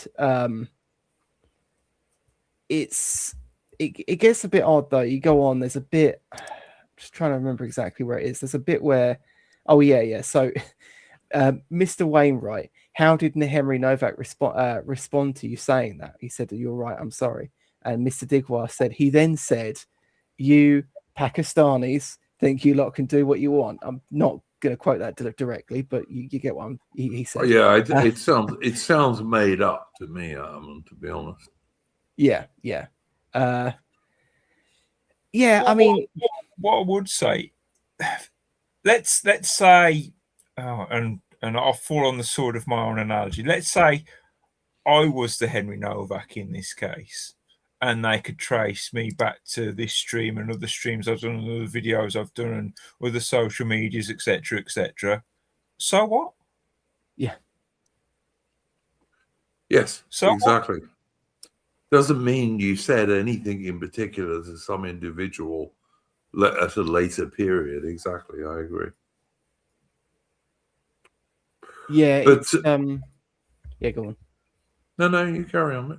Well, there's another bit as well that's going about where he kind of, I haven't got that bit up. I can't find that bit at the moment, but there's a bit where there's sort of been claims made about this online, including like big newspapers where they're just like out, like balls out, just like, the defense went through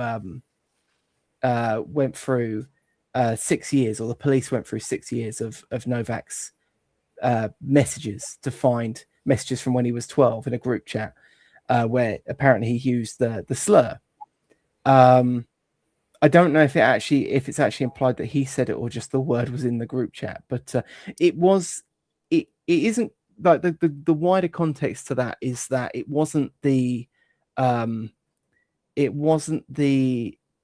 defense doing that. It was the prosecution doing that to kill the argument that Novak was racist.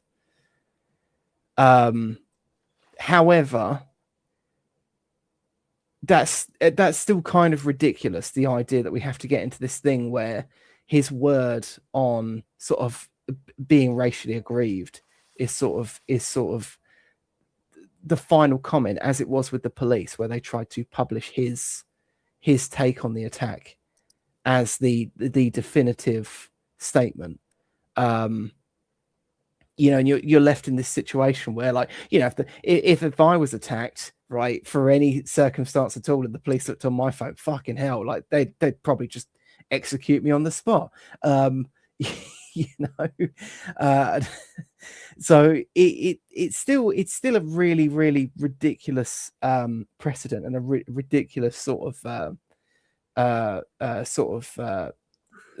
standard that we found ourselves in with this stuff. It's pretty awful. Yeah, I was just going to say, if like this happened to me, I'd be shot on the spot. Yeah, You know, they'd just shoot me. The cops Yeah. on me.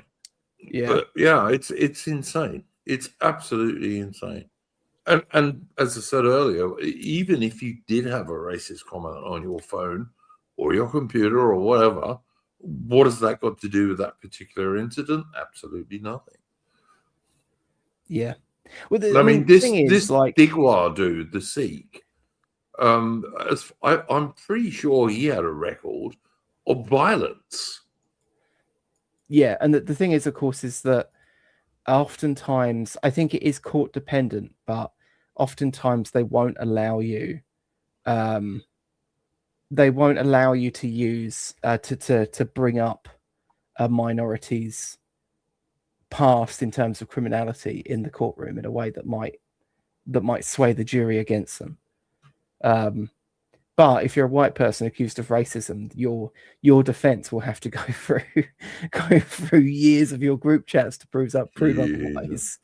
Yeah, and they say we don't have a two-tier judicial system in Britain, and that's just not true. And also, people wonder why we hide our identities as well, just in the off chance. Yeah. Very true. Very true. It's like I'll be honest. The main reason I do in mine is because I'm semi-retired, and my latter years of working, I was self-employed anyway, so didn't really care about any of that. But because my son's in the Royal Navy, that's what I worry about, because it literally could have an effect on his career. Mm-hmm. Because the British government and the British Armed Forces are so woke and authoritarian these days. Even though, of course, nothing that I say has got anything to do with my son whatsoever. He doesn't endorse anything I say. Well, Nothing. Not publicly, anyway. No. Well, it is evil because, like, that I mean, they will go through your loved ones to get to you. You only see. 100, I mean, like 100, just like Joseph Stalin used to in the Soviet Union. Mm. And as I was watching a stream Mitch did the other day, where he was talking about the Stasi in East Germany, and the Stasi, which were the secret police in East Germany, and those guys used to do exactly the same thing: go through your family. And Mitch did a stream about this just yesterday, and he was pointing this out, that they would absolutely use family members against you. Yeah.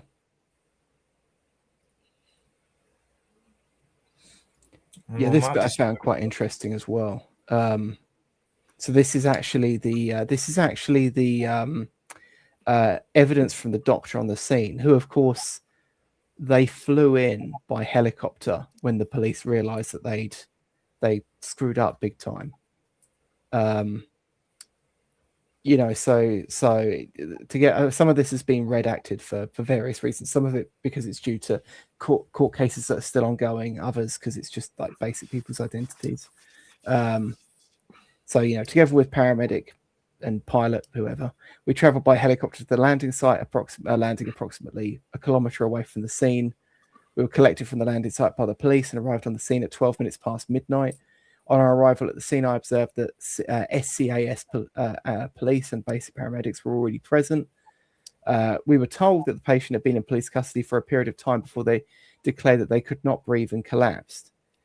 The first SCAS paramedic on the scene removed their clothing and found a stab wound to the chest. We were not given specific information about how the patient came about the injuries. The patient was in cardiac arrest on our arrival. so was not able to give information. So I mean, I found that a bit like almost sordid, because you know, they claim he collapsed, but he was on the floor from the moment the police first arrived. Yes. And they claimed that he complained that he couldn't breathe while he was in police. I mean, I suppose technically that is true, but they didn't believe him when he said he couldn't breathe, and they didn't respond for a while. They didn't believe him when he said he'd been stabbed. The cop Yeah. said, "I don't think you have, mate." Yeah, which police always use in a very disrespectful way, because they hate being called mate. So when they call other people mate, they're kind of always doing it, not always, but they're usually doing it in a very derogatory manner.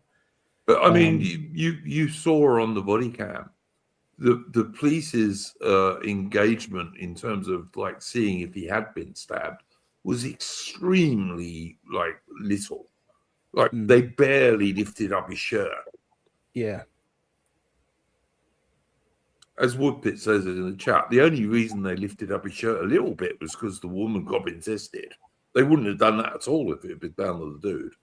Yeah. So yeah, the doctor got there at 12 past midnight. At 37 past midnight, he was pronounced life extinct. And team's involvement ended at 5 past 1. Yeah, I mean, if the cops had immediately given him first aid, he might have stood a chance, maybe. Yeah, well, that's another thing that really instead peed of that, me off. they handcuffed him. When you had all these various sort of slimy like police accounts on Twitter all jumping out to defend that police force, and they are all saying like, well, you know, he couldn't have survived his injuries, and it's like, I think that's a really hard thing to proclaim, for one, but also like the police on site didn't know that, so that's not a defense. No. You know. And in fact, he was the victim of a crime, and they arrested and handcuffed him. Because he was a white guy. Just because he was a white guy.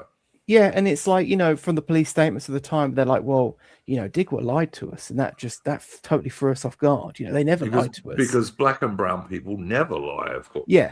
And of course, like in the same thing, when of course they, bearing in mind as well, when they did this court case, they only showed stills from the body camera footage. They wouldn't show the body cam footage in the court, and they said, oh, it's because it's too traumatic for people to see. And then they just released it all to the public. And it's like, so was it too traumatic for the public to see, or were you just trying to hoodwink the jury? Like, what's going on here? Like, how I mean, I can't say, but like, is this all just rot? Is this all just the race communism I was talking about earlier? You know, it's pretty dire, to say the least. I haven't really got much else to say on it. I'll keep digging through it. Maybe I'll come back with some more stuff next week. But yeah, no problem. Just to let people in the chat know, we should have Tharium back next week. He's been ill, but he should be back on the stream next week. Yeah, that's what he thinks anyway. Yeah, I don't know. I think Britain's in a terrible condition all around, to be honest with you. In terms of the government, in terms of the mass fair-border immigration, which is destroying the country before our eyes. The stupid, constant attempts to annoy the Russians with no armed forces of our own. It's just so crazy. Yeah, I'm going to post that link in chat.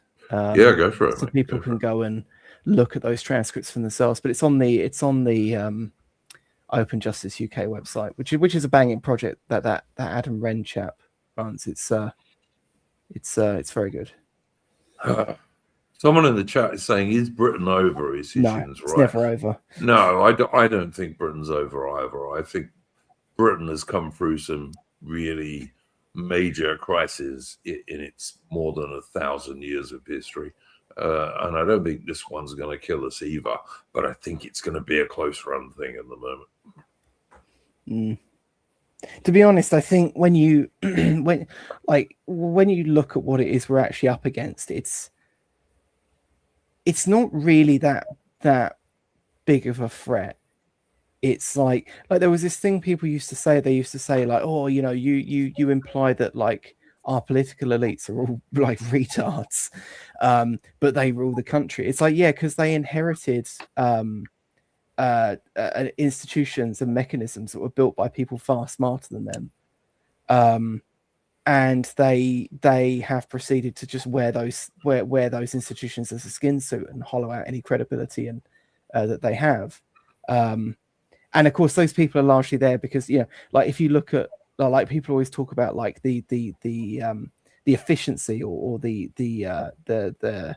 good governance of like Tony Blair, even if he was viewed by us as evil. But like the problem is that like the Tony Blair era blob, and to some extent John Major helped build that up as well, was so fearful of talented people that could unseat them that they essentially built the blob to mechanistically select for the most dysgenic, disgusting, stupid people imaginable. But also don't forget, it's not just the politicians. It's the civil service. It's the high ups in the armed forces. It's the senior academics. It's basically all of the elites in Britain are crap, basically, and essentially traitors for the most part. Yeah, and it's like sometimes it seems quite fearful because you look at certain institutions or the way that the blob or that the regime at large reacts to certain things in the news, and it's like, on one hand they always seem rattled by everything and they seem weak, but then when they actually flex a bit of strength against something, they seem stronger than ever. But it's entirely made up of people that kind of don't really want to use force because they are all basically cowards at this point. So you know, when we win the whole situation, we ought to take a note of who the actual traitors are and replace the Guy Fawkes, the guy, with effigies of those traitors. So as some sort of ceremonial history lesson to our future descendants, this is why we do this. Didn't Lewis do the effigy of Boris Johnson? I suppose he's just got to expand on that. Well, you can seriously like little things like the 5th of November. That, you know, like we're all aware of Guy Fawkes because of the 5th of November. We need the trouble is, though, Bersin, that you need thousands of them. That's the trouble. It will just look like that Miami Holocaust memorial with just all the bodies making up a giant shape. Well, when we win, and I'd like to think we will win, we need to have some kind of ceremony, like along the lines of the 5th of November, you know, fireworks night, something along that lines. The Brit-libs love making those pictures up, didn't they? Out of the portraits of people, where they'll have, like, you know, thousands of portraits of photos of various people, and they make up like a larger image out of it. Yeah, you just do something like that. A giant collage. Yeah. Yeah, something like that. Did anyone else have anything else they wanted to talk about this evening? I was going to say, no, there's nothing really of newsworthy apart from the project that I'm involved with. Do you want to talk about that? Do you want to talk about that AI or? Yeah, so we are looking for people to join. Still, researchers. Things are happening, and I'm going to be away after today. I'm going to be away for a couple of weeks. How do people get hold? How do people get hold of you? AI on X, on Twitter, or what? So if you want to get involved, they'll have to go to the Pendragon website.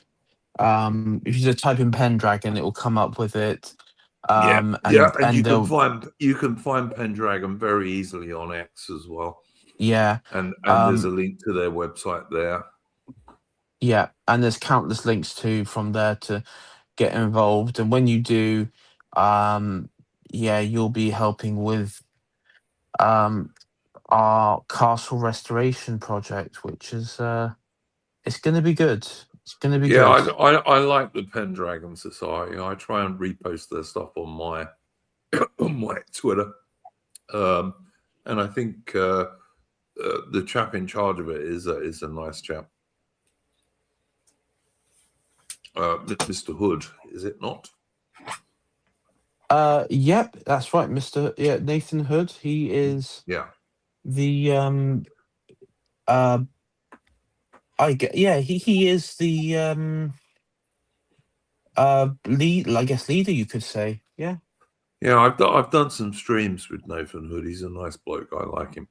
So yeah, if you want to get involved with that, do look up the Pendragon Society. As I said, easy to find. If you don't find it on Google or whatever your search engine is, you can find it easily on X, and they have links there to their website. Would you like to plug your channel, Mercia? Yeah, if you'd like to follow me, you can find me on YouTube and Mercian. You also find me on X as Mercian303. And you'll find bits of content there. It's gone a bit quiet on my channel lately, but one day that'll change. Would you like to plug your channel, AI? Yeah, William Grenville AI Shire Tory. And I hope to with Mitch at some point. We're gonna do a stream on the perhaps Yugoslavia. Oh yeah, that's the other thing that Bartholomew mentioned. Pendragon, we are organising the King's Flame Festival, which will be next year. It's going to be July 27. So check that out. If people go down to that, it's going to be it's going to be a festival celebrating Anglo-Saxon, Norman, and Celtic history and culture. We're going to be obviously doing like medieval, but we're going to be looking into art, poetry, and the aspects and also the martial doctrine of the English and wider British people as well. It's going to That'll be good. be very, very and we're going to have a lot of interesting guys down there as well. I can't say who, but we're going to have some really good guests who are. That'll be good. Look, Yeah. that'll be good. Mitch, you've been busy the last couple of days because I know this morning you did a stream on Beta Britannia's channel about the Anglo-Saxons, part two of the Anglo-Saxons, which I watched, which was good. And then the day before that, you did a stream on your own channel, Mitch History, about the Stasi, the East German Secret Police, which was also good. So maybe you'd like to plug your channel, Mitch. Yeah, I think for the next 9-10 weeks, so like between now and into November, I'm going to be doing a lot of streams about the Soviet Union. So next Friday, I'm going to be doing biographical stream about Lenin. After that, Trotsky. After that, Stalin. Then Gorbachev. And then I'm going to end it with a 3-part biographical stream about Putin. That'll be interesting. I shall look forward to that, especially the Putin one, actually. Did you want to plug anything, Adamant? No, nothing from me, thanks. All right, no worries. We will be back on Wednesday, and as I said at the beginning of the stream, I'm actually going to do a history stream this week, and it's going to be about the decline and near destruction of the Royal Navy from 1983 until today. And one of the Discord people asked me to do this, and I thought, no, okay, I will do it. I don't know where that guy's gone. I haven't seen Jack in ages. No, he hasn't. He was on the Discord yesterday. I saw his name on there. I mean, on Twitter, like his Twitter account's been dormant for the last month and a half. So I don't. Well, he was definitely on the Discord stream, either earlier today or yesterday. So I saw his name come up. But yeah.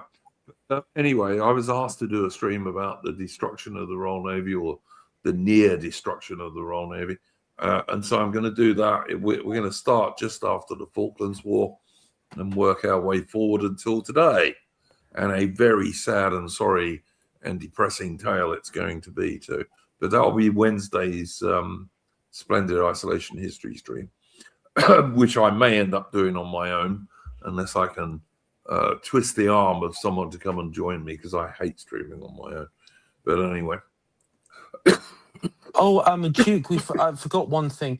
On this day in 1770, James Cook lands and names New South Wales and Australia for Britain. Yes, he did. I actually reposted something about that on my X account today. So he did, yes. So that was the discovery of Australia by a Westerner anyway. And of course, one of the things people forget is that when the first Australians, the first British Australians landed from the first fleet a few years after Cook, there was nothing in Australia. There were no roads, there were no buildings, there was nothing. The most advanced things in the whole country were, there might have been some very rough tracks. There was no wheels because the Aboriginals didn't have the wheel.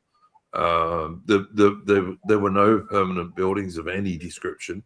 Like they would build bark huts and dug out. The most complicated things in Australia were probably dug out canoes, pretty much. So Australia was a total wilderness when the first British settlers turned up. And look at it today. It's one of the great Western and Anglosphere countries of the world, and the government are, of course, trying to destroy that by means of both mass verbal immigration, like all the other Western countries, but also by giving more and more influence and what have you to Aboriginal people who, by and large, don't use it very well. Let's put it that way. We had a referendum in Australia fairly recently about whether there should be a special voice for Aboriginals in Parliament, and the Australian public rejected it, including myself, overwhelmingly voted no. Aboriginals make up about 3 or 4% of the Australian population, many of them not pure-blooded Aboriginals. Many of them are like a quarter or 15% or something like that. They do make up a very high proportion of the domestic violence in Australia, but you're not really allowed to talk about that on the Australian media, of course. But yeah, it's bullshit, basically. But I do follow Australian stuff, and I've kind of arranged to do a monthly stream with a group of Australians about local Australian issues. So hopefully the next one of those should be coming up fairly shortly, but I'm waiting for them to sort themselves out. I'll just do the stream whenever they want to do it. Okay, so we'll see you on Wednesday for Splendid Isolation History, which will be the decline of the Royal Navy from 1983 onwards. And we'll be back next week, of course, with Splendid Isolation number 285. Thank you very much to my guests, Mercian and AI Chartori and Mitch, and to Adam, of course. And we did get Aubrey for a while, but she couldn't find her headphones, apparently. So there you go.